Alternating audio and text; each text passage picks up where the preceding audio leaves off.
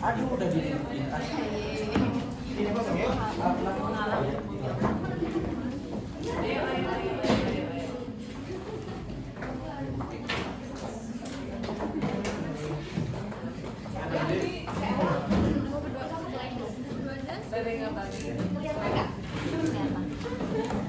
Enggak semuanya. Sudah hadir semua kalau nomor 3.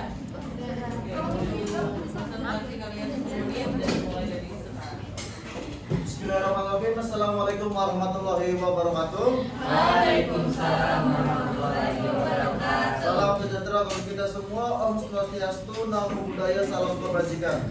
Yang terhormat Bapak Ibu dosen serta rekan-rekan mahasiswa PPG yang saya banggakan, ada istilah tak kenal maka tak sayang. Oleh karena itu, sebelum kita memulai kegiatan, izinkan saya memperkenalkan diri.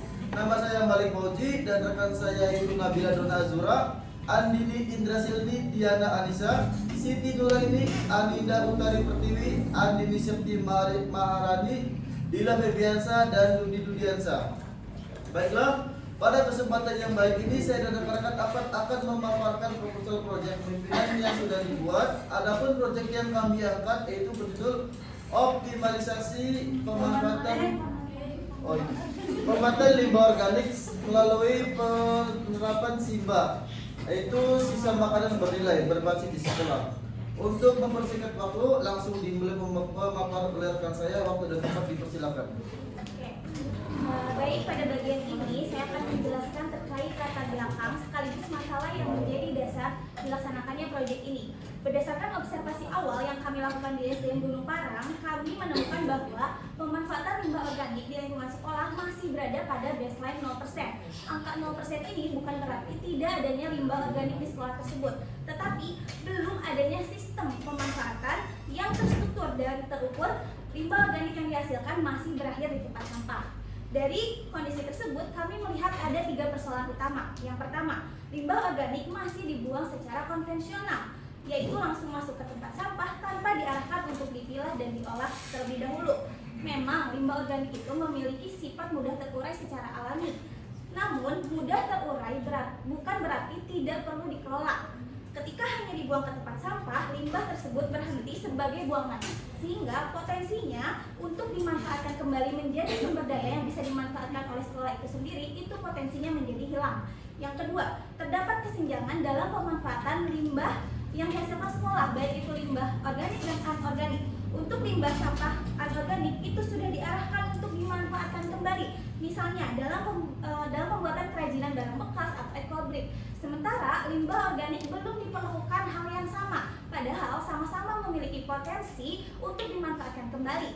Oke, yang ketiga, berdasarkan kondisi tersebut menyebabkan sekolah kehilangan 2 potensi sekaligus. Yang pertama adalah potensi lingkungan, karena seharusnya limbah organik ini sebenarnya dapat dimanfaatkan menjadi sesuatu sumber daya yang dapat dimanfaatkan oleh sekolah itu sendiri, tetapi menjadi hilang potensinya. Yang kedua adalah potensi pembelajaran, karena pengelolaan limbah sebenarnya dapat menjadi pengalaman belajar yang nyata dan kontekstual bagi murid. Jadi dari ketiga persoalan tersebut, kami melihat bahwa inti permasalahannya bukan sekedar adanya limbah organik di sekolah, tetapi belum adanya sistem yang membuat limbah organik tersebut dapat dipilah, dikumpulkan, dicatat, dihitung, dan diolah secara terstruktur dan dapat dimanfaatkan di lingkungan sekolah. Kondisi ini menjadi penting karena yang hilang bukan hanya kesempatan untuk mengurangi limbah organik, tetapi juga kesempatan untuk mengembalikan limbah organik tersebut menjadi bermanfaat di sekolah tersebut. Maka atas dasar masalah tersebut, kami merancang program SIMBA sebagai upaya untuk mengubah limbah organik yang sebelumnya hanya berakhir sebagai buangan di tempat sampah menjadi sumber daya yang dapat dimanfaatkan kembali oleh sekolah itu sendiri.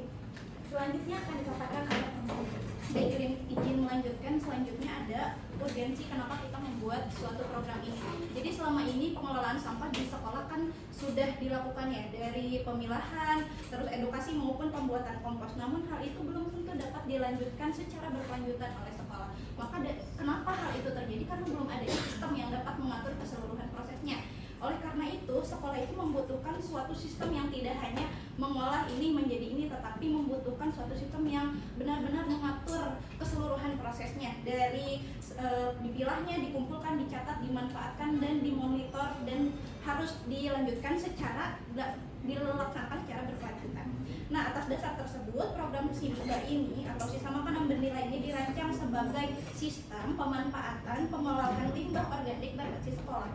Melalui SIMBA, sisa makanan yang sebelumnya berakhir menjadi sesuatu yang tidak bernilai, kita ubah menjadi sesuatu yang dapat dimanfaatkan oleh sekolah yang bernilai. Nilai utama dari program ini adalah nilai dari sisi lingkungan, di mana yang sebelumnya sisa limbah ini tidak bernilai, tidak dimanfaatkan menjadi sesuatu yang dapat dimanfaatkan sumber dayanya melalui proses pengolahan organik untuk mendukung pemeliharaan tanaman lingkungan dan juga lingkungan sekolah melalui sistem yang kami kembangkan. Sementara dari sisi pendidikan sebagai nilai pendukungnya, proses tersebut dapat menjadi pengalaman belajar yang kontekstual di mana peserta didik dapat secara langsung mengelola, terlibat dan juga dari pemilahan, pengukuran, pencatatan hingga pengolahan limbah organik. Dengan demikian, alasan utama mengapa SIMBA ini akan kita kembangkan yaitu sekolah tidak membutuhkan dari pengelolaannya saja dari sampah menjadi sesuatu, tapi membutuhkan sistem yang dapat mengatur segala prosesnya secara nyata, terukur dan dapat dilanjutkan secara mandiri oleh seluruh warga sekolah. Selanjutnya akan dilanjutkan oleh Untuk program ini, penerima manfaat utamanya adalah seluruh warga SD Negeri Gunung Parang, Kelurahan Tipar, Kecamatan Citamiang, Kota Sukabumi. Murid merupakan menjadi penerima manfaat sekaligus pelaksanaan utama, kemudian guru berperan sebagai fasilitator dan pendamping, sedangkan kepala sekolah menjadi penanggung jawab serta pengarah program tersebut. Tenaga pendidikan dan petugas kebersihan turut mendukung kegiatan operasional pengelolaan limbah di lingkungan sekolah. Pelaksanaan program SIMBA juga didukung oleh tim proyek kepemimpinan yang bertugas merancang, menyediakan prototipe, komposter, melakukan sosialisasi, pendampingan, monitoring, dan evaluasi program ini. Selain itu, Dinas Lingkungan Hidup Kota Sukabumi berperan sebagai mitra pendukung dalam memberikan penguatan teknis terkait pengolahan limbah organik serta secara tidak langsung. Program ini diharapkan dapat memberikan dampak yang lebih luas kepada orang tua murid dan masyarakat sekitar melalui terbentuknya kebiasaan mengelola limbah organik yang dapat diterapkan dalam kehidupan sehari-hari. Selanjutnya, adapun tujuan proyeknya yaitu menerapkan program SIMBA sisa makanan bernilai berbasis sekolah untuk meningkatkan pemanfaatan limbah organik melalui sistem pengelolaan yang terstruktur. Nah, ini untuk tujuan umumnya. Adapun untuk tujuan khususnya yaitu minimal terjadinya peningkatan 20% terhadap pemanfaatan limbah organik ini, lalu terdapat minimal 1 buku mengenai program SIMBA ini dan minimal terdapat 1 alat komposter sebagai pengolahan limbah organik ini. Baik, selanjutnya ada manfaat dari program SIMBA. Yang pertama bagi siswa, tentu program SIMBA ini bermanfaat untuk memberikan pengalaman langsung kepada siswa dalam mengenali, memilah, dan juga memanfaatkan limbah organik di sekolah. Siswa akan sekaligus menumbuhkan langsung ke kepedulian. metodenya, langsung ke kegiatannya coba. Boleh. Cuma 2 menit soalnya. Alur operasional. Metode yang kami gunakan Ya, betul, alur.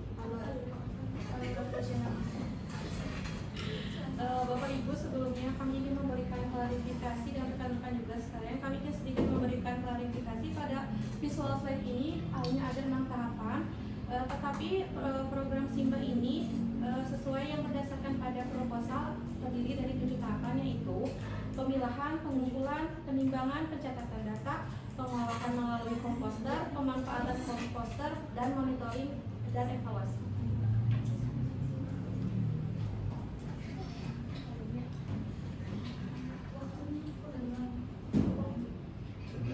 Berikut timeline pelaksanaan program SIMBA mulai dari bulan Juli hingga bulan Oktober 2026.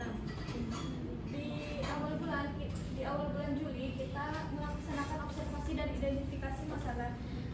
Bulan selanjutnya di bulan Agustus kita akan berkoordinasi kemitraan dengan DLH dan penyusunan buku. Pada bulan September kita akan melaksanakan sosialisasi, simulasi dan implementasi awal, dan di akhir bulan Oktober kita akan melaksanakan monitoring, pendampingan, evaluasi dan laporan akhir. Untuk selanjutnya yaitu rencana anggaran biaya. Pada kegiatan kali ini kami membutuhkan anggaran Rp770.000 dengan alokasi pengeluaran 200.000, divisi humas 100.000 rupiah, dan divisi lapangan 470.000 rupiah. Adapun output utamanya yaitu tadi meningkatnya pemanfaatan limbah organik kurang lebih 20%, lalu didukung oleh terdapat minimal 1 buku panduan, lalu 1 komposter, terus kegiatan monitoring, sehingga menjadi sebuah sistem pemanfaatan limbah organik.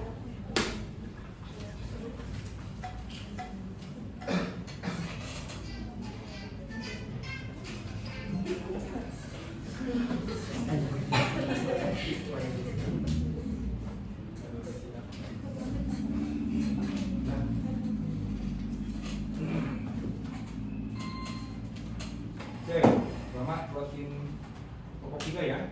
SD sudah bisa membuat project ya, membuat perencanaan project. Anda juga sudah melakukan koordinasi dengan beberapa pihak ini. Dengan Juga udah ya? Ya sudah. Kembali ke masalah tadi sebetulnya ya, baseline dia ada nggak jumlah sampah dan sebagainya? Kalau kita Bapak fokusnya bukan di jumlah sampah, Tapi pengolahannya, pengolahannya, pemanfaatan. pemanfaatannya. Oke. Berbicara masalah pemanfaatan ada atau tidak, itu juga harus berimbas pada pengurangan sampahnya kan. Betul. Itu boleh Anda menggunakan baseline juga, tapi itu nanti di laporan Anda harus punya data berapa sebenarnya jumlah kiloan atau berapa ton, berapa liter sampah organik.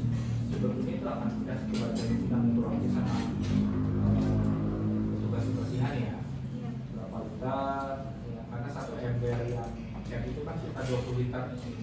25 kilo itu 25 kilo atau 20 liter ya, nanti ditanyakan ada berapa ember itu sampah organiknya gitu ya. Kemudian ketika dibuat ini nanti kan Anda mau mengukur setelah sekolah membuat ini, anak-anak menggunakan ini kurang tidak sampahnya ya. Jadi jelas efektivitas itu dari pengurangan sampahnya, bukan kehadiran ininya. Jangan sampai ini hadir beberapa tapi pengurangan sampahnya nggak signifikan. Dan pertanyaannya, kalau Anda menggunakan teknologinya seperti ini, bisa berkurang sangat signifikan nggak? Masih Prototipe. Ya, Kalau nanti rencananya pakai yang 25 kilo. yang 25 kilo.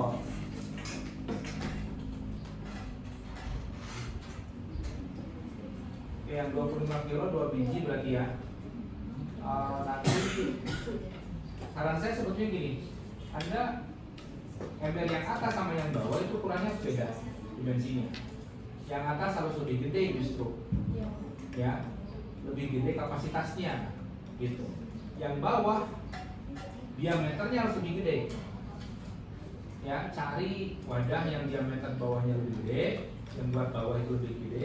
Boleh nggak terlalu tinggi karena nanti kan yang di bawah buat apa? Nampung apa? Air lindi namanya, air lindi itu nggak mungkin kapasitasnya sama dengan sampah organiknya. Paling lindi itu sekitar 10-20%. Ya, jadi di sini usahakan cari wadahnya yang ya kayak kaleng bekas snack apa, monde gitu ya, kan kompresnya nggak terlalu tinggi tapi diameternya besar.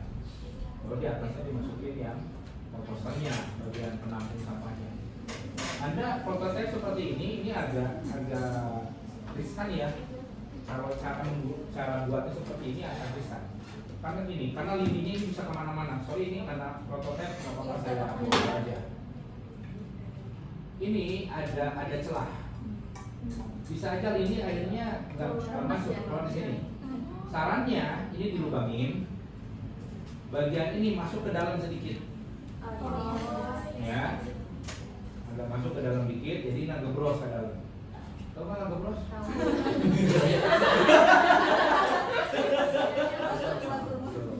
Tahu gebros itu apa? Ya.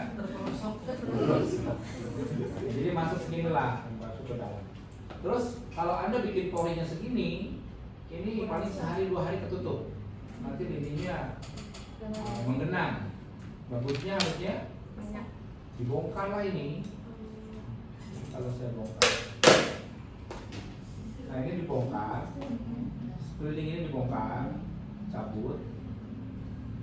Anda beli kawat nyamuk, Oh iya. ya, ke material, simpan kawat nyamuk di situ, ya. Kan polinnya lebih banyak itu, kayak saringan buat penggorengan kan. Nah itu lebih aman. Dan posisi dia masuk ke dalam kayak gini, clear, ini nggak akan kemana-mana lindinya, ya. Rencana satu wadah ini berapa? Satu kelas berapa wadah? Atau satu sekolah berapa wadah bikin? Jadi Bapak Ibu menyampaikan kita itu di per kelasnya itu nanti akan jadi dibagi per fase ya, fase A, fase B, fase C itu ada satu ember untuk khusus sampah dan organiknya. Kemudian nanti setelah di setiap fase itu ada, mereka baru diarahkan ke ember yang pertama yang besar yang 20-50 itu untuk satu sekolah. Jadi kalau untuk yang per fasenya yang ukuran kecil, kalau yang sekolahnya yang ukuran 20-50 dikumpulkan dulu, jadi dipilah dulu, siswanya memilah dulu sampah organiknya sampai ke fase, kemudian nanti setiap fasenya itu akan mengumpulkan di ember utama komposter. Izin Satu sekolah itu ember yang gede itu. Iya. Terus izin menambahkan Bapak, juga hasil wawancara kemarin, jadi sampah organik sama anorganik itu masih dicampur sama anak-anak. Jadi sekalian kita juga belajar tentang mengolah sampah. nah, oke, bagus. Hanya tadi kalau satu sekolah hanya satu ember yang cek 25 kilo itu nggak akan tertampung, kurang, ya. Satu kelas atau dua kelas bisa satu ember, Ember yang besar. ya, ya. Kapasitasnya segitu. Anda juga bisa bekerja sama dengan DLH, ada juga biaya untuk ini atau minimal cari ember-ember bekas ada kan di DLH gitu, ya. Kemudian nanti yang bikin siswa atau kalian? Iya. Siswa. Bersama-sama sih semuanya. Gimana memastikan ini nggak bau? Kekurangannya itu. Makanya kemarin kita sudah jadi Pak, kemarin itu kita sudah diskusi sama dinas lingkungan dulu terkait kira-kira ada nggak potensi untuk memanfaatkan limbah organik. Disarankan ada dua, yang pertama yang ember ini dan yang kedua itu menggunakan pipa tapi harus ditemukan kedalaman 1 meter. Jadi disarankan oleh DLH itu menggunakan ember yang ini, dan beliau juga menyampaikan bahwa kekurangannya adalah bau dan bisa mengundang tikus. Nah itu bisa disiasati dengan harus ditutup atasnya rapat-rapat. Bikin eco engine aja.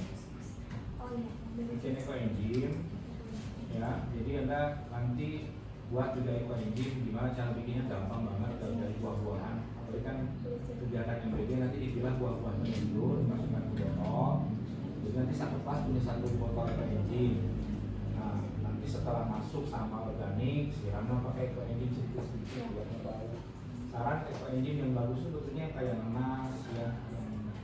Harusnya itu nggak terlalu busuk gitu kalau kan jeruk, ya, kayak gitu, kulit jeruk itu bagus. Saya bikin ini nanti cek aja ya. Iya. Terus nanti lindinya mau dikemanain?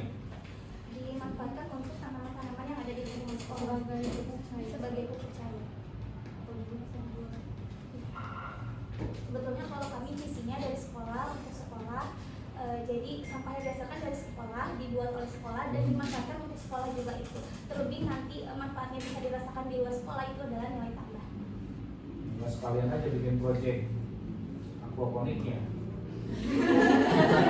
Boleh, Bapak, boleh. Boleh. Gampang dari botol-botol bekas, karena kan botol-botol bekas juga didapat dari sekolah ya. Iya.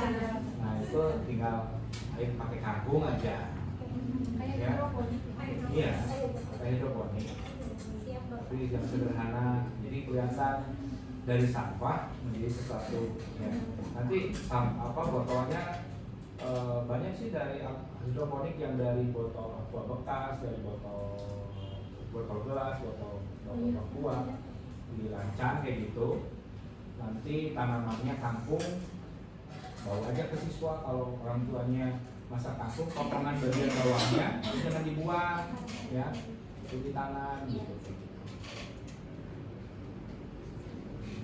Terus ya untuk ininya, untuk proyeknya hanya memang tadi untuk ukur Ini akan banyak sekali metode evaluasi yang Anda gunakan untuk melihat kesuksesan ini. Kira-kira evaluasinya seperti apa? Apa saja yang digunakan, metodenya seperti apa?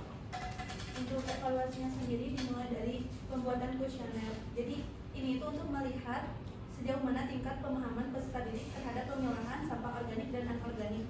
Lalu selanjutnya dilakukan observasi untuk melihat apakah sudah benar terlaksanakan sesuai prosedur, sesuai sistem yang kami buat. Untuk lebih jelasnya lagi mungkin kami bisa melakukan wawancara agar menggali pengalaman yang lebih luas atau lebih banyak. Lalu selanjutnya yaitu melalui pengukuran. Alat ukurnya yaitu berupa timbangan dan juga seperti lembar pencatatan, juga yang tadi penimbangan itu untuk melihat sejauh mana peningkatan yang sudah terjadi. Peningkatan yang sebelumnya termanfaatkan, jadi lebih termanfaatkan, yaitu tadi meningkatnya 20% limbah organik menjadi lebih termanfaatkan. Pemanfaatan sampah organiknya ya. Yang kita ukur pemanfaatannya bukan jumlah sampah organik. Jadi kilo belas. Iya, komposter. Iya. Sebelum masuk ke komposter dari pasir di kilo-kilo Iya, dulu gitu. jadi nanti persentasenya itu dari sampah organik yang dihasilkan berapa persen yang sudah termanfaatkan. Tapi harus ada pembanding ya dari kapasitas totalnya. Iya. Anda memanfaatkan 2 kilo gitu kan sampah. Dari berapa total? Dari 10 kilo. Itu harus ada satu itu. Nggak bisa hanya 2 kilo dari berapa? Karena semakin besar rasionya atau semakin mendekati ke kapasitas besarnya optimalnya itu kan semakin ada berdampak ya. Iya. Kalau ada 1 kilo dari jumlah sama 100 kilo kan orang juga berpikir merasa kapok kan 1 kilo kan ya. Oke, terus yang rencana keberlanjutan. Nah ini memastikan rencana keberlanjutannya gimana? Ini Pak, izin untuk keberlanjutan ini ada 4 poin Pak. Ada dari pelaksanaan kegiatan, juga ada perangkat dan juga ada kontrol. Selain itu juga dari 4 itu juga nantinya program kita itu juga bekerja sama dengan SDN Gunung Parang, nantinya akan dimasukkan ke kurikulum kurikuler.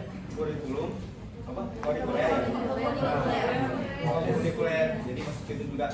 Dan juga kan kemarin waktu ke DLH sama Pak Jari juga dari lingkungan dinas itu ada undangan kayak mengenai lingkungan FLS seperti itu. Nah, nanti juga program kita juga bisa digunakan di situ. Jadi nanti program kita juga akan tidak hanya di Gunung Parang, mungkin nanti juga akan digunakan oleh sekolah-sekolah yang lain yang nantinya melalui DLH tadi, melalui program kami yang nantinya kami dibukukan dan dikasihkan kepada DLH, nantinya juga bisa jadi inspirasi bagi sekolah lain sehingga merata seperti itu. Itu semua masih mengharap guru, sekolah dan kelembagaannya yang punya peran untuk bisa memastikan ini berlangsung ya, untuk berlanjut. Kalau siswanya gimana? Memastikan justru kita harus memastikan mereka juga punya keinginan nih untuk nge-guide bahwa program ini masih berlangsung. Siswanya Untuk siswanya itu ada dari nantinya kan ada 3 bulan dari program ini. Nah, program yang dari siswa itu jadi student agent. Jadi peran aktif siswa itu ada nantinya itu jadi ada pembiasaan siswa itu. Jadi kan tadi di Gunung Parang organik dan koorganik itu belum ada pemilihan itu. Nah, nantinya itu secara karena kurikuler itu kan pasti dilakukan, udah masuk kurikulum, dan nantinya itu jadi pembiasaan. Mungkin awalnya berat, tapi nanti kelamaan itu jadi hal biasa di sana. Jadi kami ke sistem nantinya jadi sistem yang berkelanjutan, bukan hanya sekedar mengenal alat, tapi ke sistem programnya ini yang nantinya masuk kurikuler dan jadi kurikulum di sana. Begitu. di sekolah itu kan ada dokter sidik, ya. Apa tujuannya? Kecil, apa tujuan dari kecil? Kalau lucu-lucu lah. Kenapa coba kecil? Iya, sebagai perwakilan. Perwakilan tetap.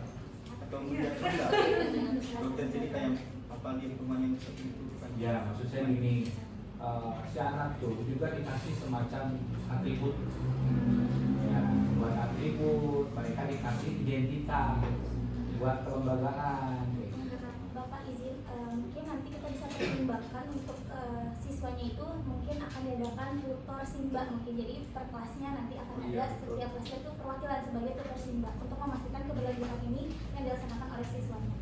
Itu jadi kalau mereka diberikan identitas, mereka diberikan tanggung jawab, itu harapannya lebih besar untuk bisa berlanjut ke depan. Karena kalau ini dititipkan ke sekolah, dititipkan ke guru mari pun ngurus perangkat pembelajaran.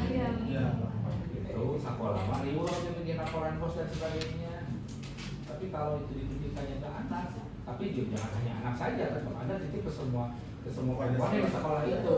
Izin Bapak, kebetulan di sekolah Gunung Parang juga bilang katanya program ini tuh nanti dapat masuk ke dalam kurikulum juga, karena benar-benar mendukung kepala sekolahnya untuk program ini. Ya, dan juga sekolah model, sekolah percontohan. Kalau gitu kan udah aman ya, artinya mitranya juga udah punya kesadaran ke arah situ ya. Itu paling biasanya. Terima kasih. Ada posisinya silakan ditutup dulu oleh Pak. Ya, kalau lebihnya itu terima kasih untuk masukan-masukannya Bapak. Nanti kita akan jadi evaluasi di grup kita. Kalau lebihnya seperti itu kita akhiri. Mohon maaf jika ada kesalahpahaman, kesalahan. Izin mengakhiri. Wassalamualaikum warahmatullahi wabarakatuh.